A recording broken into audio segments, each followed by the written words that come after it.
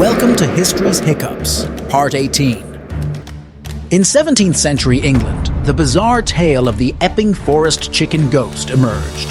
Farmer Giles Corey from Essex claimed a haunting by a chicken, believed to be the reincarnation of Agnes Bowker, a woman accused of witchcraft. Convinced it cursed him, Corey killed the chicken, sparking local hysteria with stories of a ghostly chicken in Epping Forest.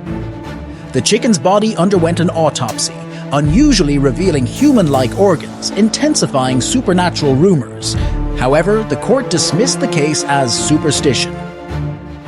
This curious incident highlights the era's deep fears and beliefs in witchcraft, becoming a legendary, quirky story in British history, a strange blend of the supernatural and the legal in early modern England.